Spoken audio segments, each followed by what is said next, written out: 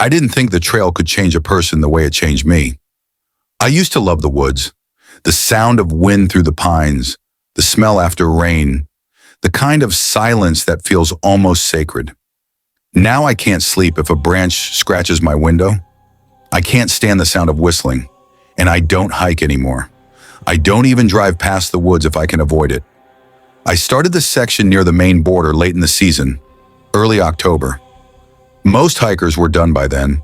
The leaves were thinning, mornings were cold enough for frost, and nights came fast. I was supposed to meet two friends at a shelter near Gulf Haggis. They never showed up. That was the first thing that went wrong. There's a kind of quiet out there that doesn't feel peaceful. It feels held, like the trees are waiting for something. When the sun sets, it's as if the whole forest folds in on you. You don't see darkness come, it just absorbs everything. The first few nights were fine. I had food, a working headlamp, plenty of water. I heard coyotes, maybe an owl. Normal. But on the third night, I woke up to a sound I thought was a bird at first. It wasn't. It was someone whistling. Slow, uneven. 4 notes. Pause, then 4 again. I sat up in my tent, heart going fast. I remember thinking maybe another hiker had wandered close, maybe someone drunk. But the whistling didn't move. It stayed the same distance, somewhere down the ridge. Then it stopped, and I told myself it was nothing. The next morning I found boot prints near the creek. Not mine. Heavier tread, pointed slightly inward, like whoever it was walked with a limp. I took pictures on my phone, but there's no signal out there, so I couldn't send them.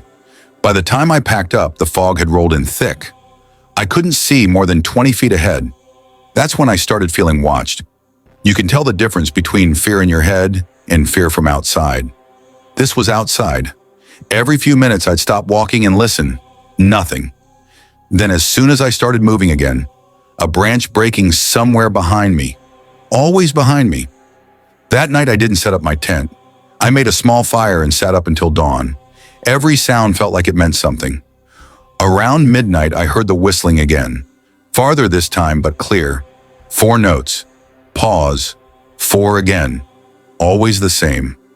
I threw dirt on the fire and waited. I don't remember sleeping. The next day I tried to reach a ranger station marked on my map. It should have been about 8 miles east, but I walked almost 10 before realizing I'd been circling. Somehow my compass needle was spinning slow circles. I thought it was just magnetic interference, but later I realized the needle wasn't broken, it was being shaken. My hand was trembling so badly I couldn't tell the difference. By afternoon I heard footsteps for the first time. Slow, steady, staying just out of sight. When I stopped, they stopped. When I walked, they followed. I yelled out, "Who's there?" The woods answered with silence. Then the whistle again. 4 notes. Pause. 4 again. It came from somewhere to my left. Then another set, same pattern, came from the right. 2 of them. Or an echo, I don't know. That was when I started running. I ran until the light faded. I tripped twice, once hard enough to split my knee open. By the time I found a clearing, my legs were shaking too much to go on. I remember setting my pack down and realizing my phone was gone. It must have fallen somewhere along the ridge. I stayed awake that night again, but the forest didn't sleep with me.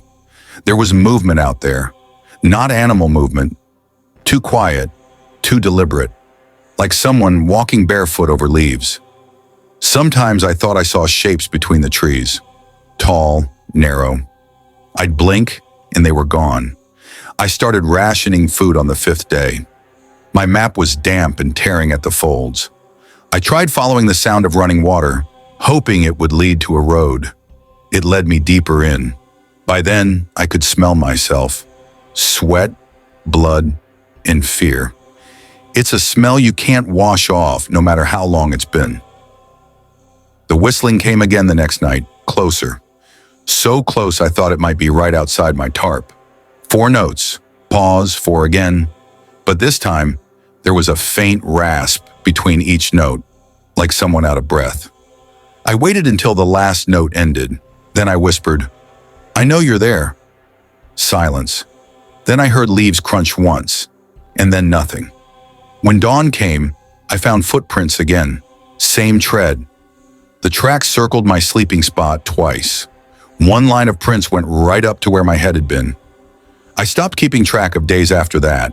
Time stopped meaning anything. I moved during daylight and hid when the sun went down. My water ran low. My food was gone. I started eating berries, bark, anything that looked like it wouldn't kill me faster than hunger. I thought I was hallucinating by the time I saw the cabin. It was small, tilted slightly, half hidden behind pine trunks. Old, probably a hunting shelter. The door was missing.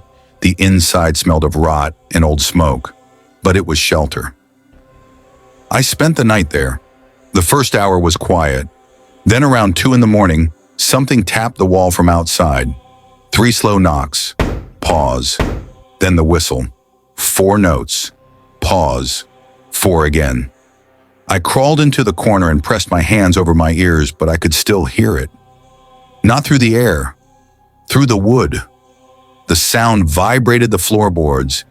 It went on for hours. I think I passed out from exhaustion. When I woke up, daylight was bleeding through the cracks.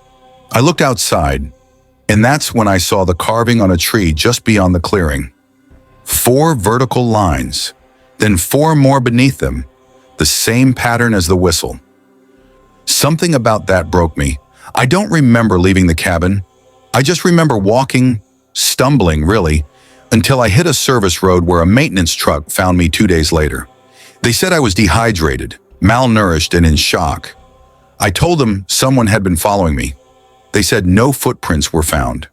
No sign of another person for miles. But my knee wound had been cleaned and wrapped, not by me. I still don't understand that part. I tried to go back a few weeks later with a ranger, just to prove I wasn't losing it, but the path had changed. Like the forest had rearranged itself. No cabin, no carvings, nothing. The ranger told me it happens sometimes in that part of Maine. People get turned around, panic, think they see things. Maybe he's right. Maybe I was alone the whole time. But every night since then, I wake up around 2 in the morning, always the same time, and sometimes just before I fall back asleep, I hear it again.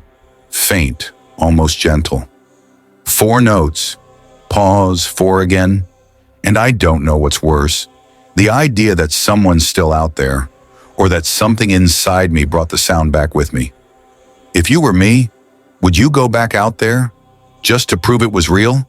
Tell me in the comments. And if you ever hear whistling deep in the woods, 4 notes, a pause, then 4 again, don't answer it. Just run.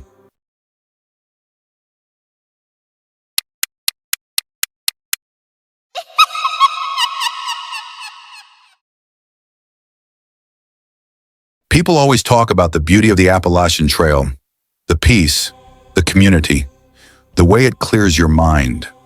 No one really talks about how lonely it can get out there when the sun goes down, how quiet the shelters are when you're the only one breathing, or how that silence can make you believe you're the only person for miles until you find out you're not. It happened last spring, somewhere near the Tennessee-North Carolina line. It was early in the season. Most hikers hadn't started yet. The weather was cold, foggy, and every night the woods looked the same. I'd been walking alone for about a week, trying to make it to Clingman's Dome before the next storm hit. It was supposed to be a reset trip. Time away from work, people, everything. That's what I told myself. By the 5th night, my legs were giving out. I reached a small wooden shelter just before dark. 3 walls, open front, bare cables nearby, and a logbook full of old notes from hikers. The kind of place that looks safer than it feels. I was getting ready to eat when I heard footsteps on the trail behind me. I froze for a second. There hadn't been anyone on the trail all day. Then a man stepped into view. Mid-40s maybe, with a rain jacket that looked older than he was. He nodded at me, polite enough. Said his name was Cal. Said he'd been hiking north since Georgia. His voice had that soft southern drawl that sounds calm no matter what's happening.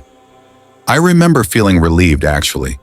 After days alone, any human voice sounded like company. He asked if he could crash at the shelter, and I said sure. He dropped his pack, stretched his back, and started asking about my route. Normal stuff, until he said, "You've been alone out here the whole time?" There was something about the way he said it, like he already knew the answer. I laughed it off and said, "Yeah, just me." He smiled, didn't say another word for a while. We ate in silence. The fog rolled in heavy that night, thick enough that the firelight barely reached the edge of the trees. I kept hearing something moving just beyond the line of sight, small snaps, soft steps, but told myself it was deer. He must have noticed me looking because he said, "Don't worry, things sound closer out here than they are." I tried to believe him. When it got late, he laid his sleeping bag on the far side of the shelter. I turned in too, but couldn't sleep. Every time I started to drift off, I'd hear him shift. Slow, deliberate movements, like he was waiting for something. Once I looked over and saw him sitting up, staring into the dark. Didn't look at me, just staring. Sometime after midnight, he said something, real quiet, like to himself. I couldn't make it out, but it sounded like he was counting. Numbers, slow and even. When I asked if he was okay, he didn't answer. Just lay back down. I left before sunrise. Didn't even pack properly. Just stuffed things into my bag and walked fast until the fog thinned. I kept checking behind me, expecting to see him, but I didn't. Not that morning. By noon, I realized I'd lost one of my gloves. When I stopped to check my pack, I found something I didn't recognize. An old folded piece of paper tucked under my food bag. It wasn't mine. Inside was a list of names, hiker trail names, dates, and short notes beside them. Things like, last seen heading north, solo, female. Some of the dates went back years. I don't know why, but I just stood there staring at it. Then I heard boots, slow, behind me. I turned, and there he was again. Cal, maybe 50 feet back, same calm expression.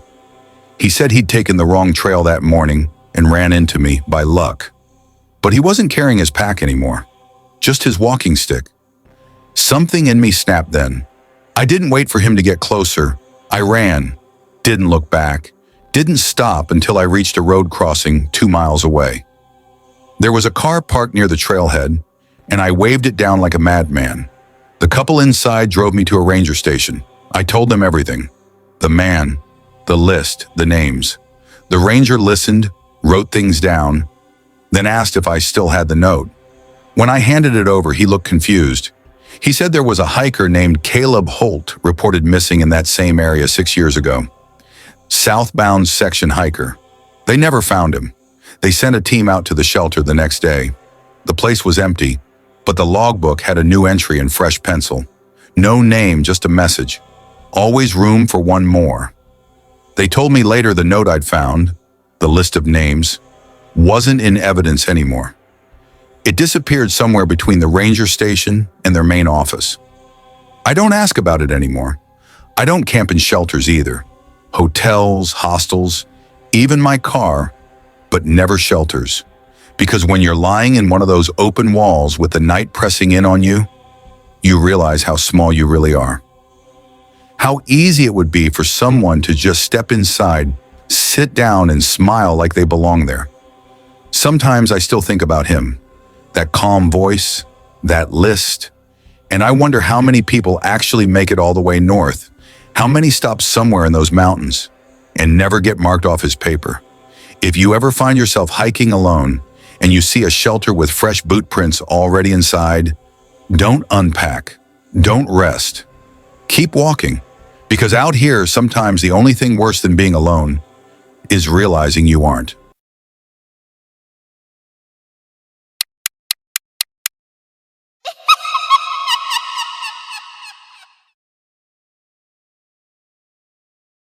I've hiked the Appalachian Trail 3 times, once straight through, twice in sections.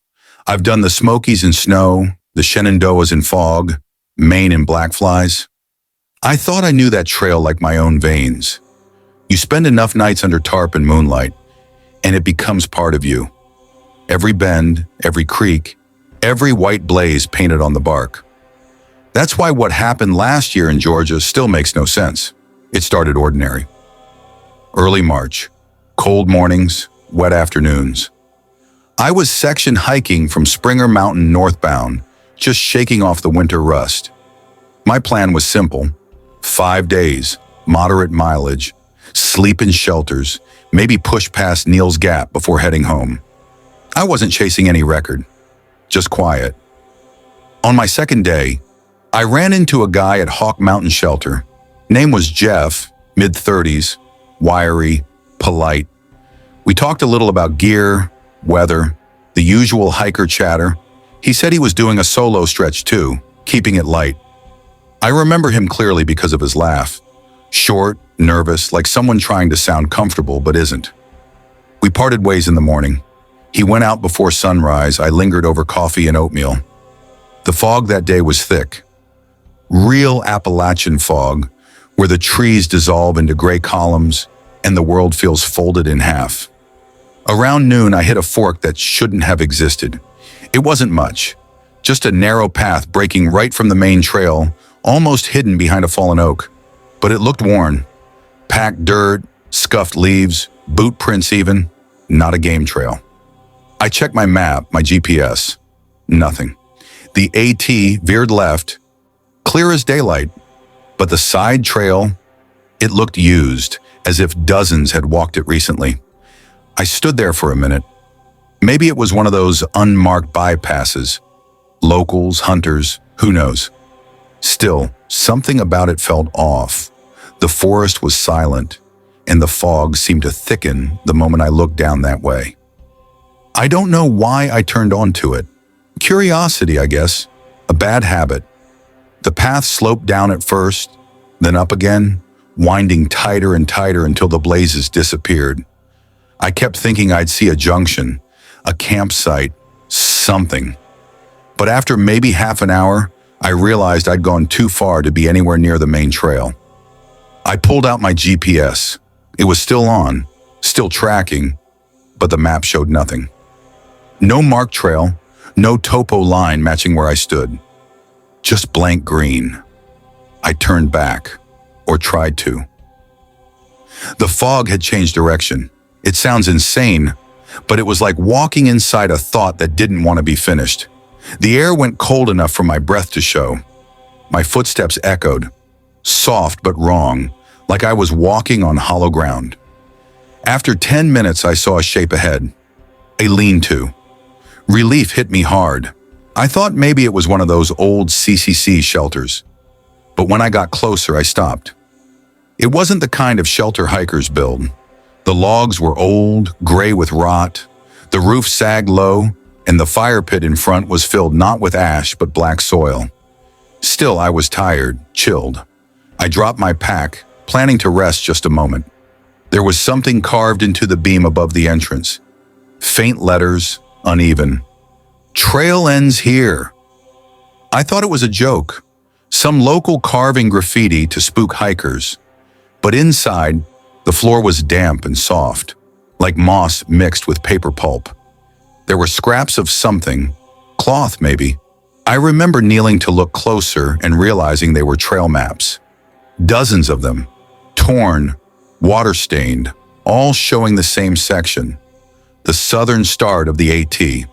Someone had circled parts in pen over and over so the paper tore through. Same words written beside it every time. Not there. I don't remember leaving. I must have panicked because the next thing I knew, I was back on the main trail, my pack half open, one trekking pole missing. The fog had lifted and the sound of wind came back, faint but real. I thought about going back to mark the junction, prove to myself it was real. But when I reached the fork again, it was gone. The fallen oak was still there, but the space beside it was choked with brush. No sign of a path, no disturbed soil. I searched for 10 minutes before giving up. That night at the next shelter, I ran into another hiker, We traded stories, and I mentioned the name Jeff. Said I'd met him 2 days before. The guy looked at me funny. "Jeff," he said. "Man, there's been no one ahead of us all week. Check the logbooks. You're first since the storm." I laughed it off. Maybe I'd remembered wrong. Maybe the fog played tricks. But the next morning when I packed my bag, I noticed one of the torn maps stuffed into the side pocket. The same kind. Same circled area. Same shaky handwriting. Not there. I don't remember putting it there. I burned it in the fire pit before leaving. Watched the paper curl and blacken. I finished that hike. Made it to Neal's Gap. Took my photo by the arch like always.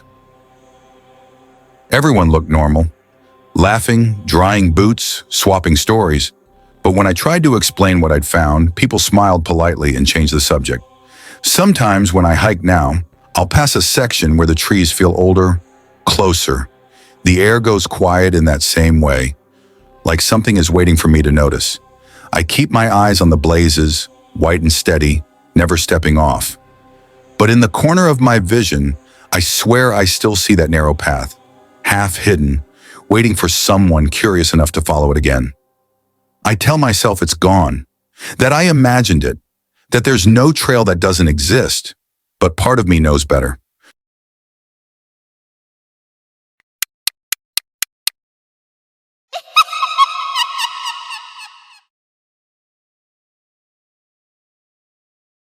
I've walked a lot of trails in my life.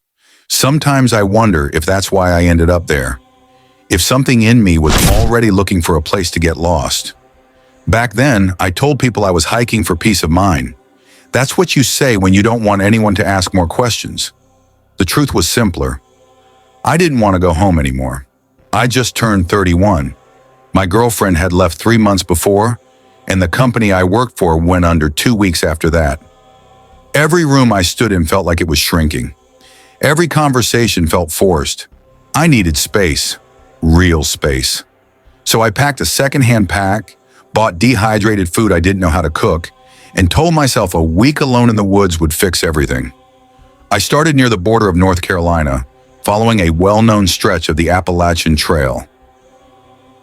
The first few days were ordinary. Sore feet, mosquitoes, long quiet mornings that made me feel small in a good way. The trail had its rhythm, step, breath, step, breath. It was predictable, and predictability felt safe. I'd camp by streams, boil my water, and write in my journal at night. Just small things. Memories of the world fading a little further each evening. By day 5, I was deep enough that I didn't see anyone else. No voices, no tents. Just the endless rise and fall of dirt, roots, and silence. That morning I found a sign I hadn't noticed before. A wooden post with a faded arrow pointing toward a narrow path that branched off from the main trail. No label, no warning, just a rough carving of 23. I remember standing there, map in hand, trying to figure out if it was a campsite number or a marker. It wasn't on the map. Still, curiosity wins out easily when you've been walking alone for days. So I followed it. The path was different from the main trail. Narrower, wilder.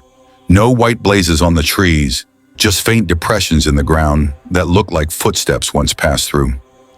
The air smelled damp and old, the kind of scent that clings to moss-covered stones and forgotten things. I told myself I'd walk for an hour, then turn back. Around 40 minutes in, I saw the marker, a rusted metal plate nailed to a birch tree, the number 23 stamped into it. It looked official but neglected, like something from a section that had been abandoned years ago. The strange thing was the ground near it, smooth, almost polished, as if dozens of people had once stopped there.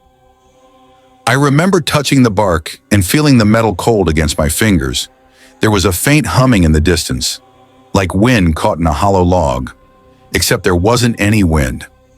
I turned around and started heading back, but somehow, after another hour of walking, I ended up at the same spot.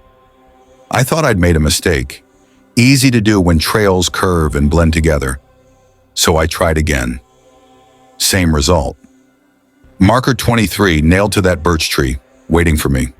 The third time I forced myself to mark trees with a pocket knife so I could follow the cuts back if I got lost.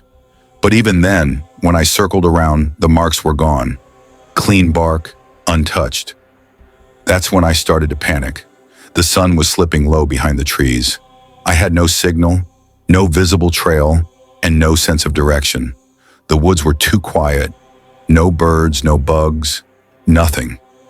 When you're that deep in, silence feels unnatural. It presses down on you, makes every heartbeat sound like a drum. I decided to make camp near the marker. It was flat enough, and I figured daylight would make sense of whatever confusion I was having. I built a small fire, ate half a protein bar, and tried to write in my journal. But my hands wouldn't stay steady. I kept hearing something faint, a rhythmic tap, like a stick hitting bark somewhere far off. It would go quiet, then start again. 3 taps. Pause. 3 more. I didn't sleep much that night. Every few hours I'd wake up thinking someone was walking around the campsite, but whenever I looked out, nothing was there. Just the dim glow of the fire and the birch tree with the number plate glinting faintly in the light. At dawn, I packed up fast. I walked in what I thought was a straight line for hours. No trail signs, no familiar landmarks. When I finally stopped, exhausted and thirsty, I was standing in front of that same birch tree. That's when I noticed something new. A small pile of stones at the base of the tree. Perfectly stacked. I hadn't built it. Someone had been here while I slept. My first thought was other hikers. Maybe there was an old campsite nearby, but there were no footprints, no broken twigs. The ground looked untouched except for that little mound of stones. I kicked it over before I could stop myself. Instant regret. The woods didn't feel empty anymore. The silence broke, but not with sound. More like the sense that something was aware of me. Watching, waiting. Around noon I saw him. At least I think I did. He was standing about 50 yards away, between 2 trees. Beard, dark jacket, tall, completely still. I shouted, but he didn't move. Didn't even shift, just stood there. I blinked and he was gone. I walked faster, then ran. Branches whipped my face, leaves caught in my mouth, and I stumbled more than once. Every time I slowed down, I heard the tapping again. 3 taps, pause, 3 more. Always behind me. I found an old wooden shelter by dusk, the kind hikers use during storms. Half collapsed, smelled of rot. But it was shelter, and I needed somewhere to hide. Inside, the walls were carved with names, initials, and phrases. Old dates going back decades. Near the far corner, scratched deep into the wood, were 3 words. He stacked stones. There was a torn sleeping bag in one corner and a rusted canteen in another. I didn't touch anything. I just sat down and tried to stay awake, but exhaustion wins eventually. When I opened my eyes again, it was morning. Light pushed through the cracks in the shelter wall. For a moment, I thought I'd imagined everything. Then I stepped outside and froze. Around the shelter, someone had built dozens of those same small piles of stones, circling the structure completely, perfectly balanced, all facing inward. That's when I started screaming. I don't remember the sound coming out of me. I just remember running, not caring about direction, just away. My pack tore open somewhere along the way. My map was gone. The sun dropped behind the ridge again, and still I ran. By the time I stumbled onto a dirt service road, my legs were bleeding and my throat was raw. I followed that road until I found a ranger station. Empty, lights off, but unlocked. Inside was a radio and an old map pinned to the wall. I traced where I thought I'd been, but there was no mile marker, 23. No branch trail where I'd turned off. Just a solid stretch of forest marked, closed, landslide damage. The radio crackled when I tried to use it. No response. But through the static, faintly, came 3 soft taps. I left everything there and walked until I hit a main road. A passing truck driver picked me up around dawn. I told him I got lost, left out the rest. He said hikers disappear out there sometimes, usually because they go off trail or follow old routes that were never repaired. When I asked him if he'd ever heard of Marker 23, he went quiet. After a while, he said, "Used to be one. They pulled it years ago. Storm washed that section clean." Then, almost as an afterthought, he said, "You didn't see anyone out there, did you?" I didn't answer. It's been months since that hike. I still wake up at night sometimes, convinced I hear tapping outside my window. Once I found a stack of stones on my porch. Neat, 5 high. My neighbor said maybe the wind did it, but the wind doesn't count to 3, and it doesn't follow you home. Some stories don't end. They wait. You'll see what I mean next time, if you're still here. This is Mr. Midnight Fears, where the dark never really sleeps. Subscribe before the next one wakes.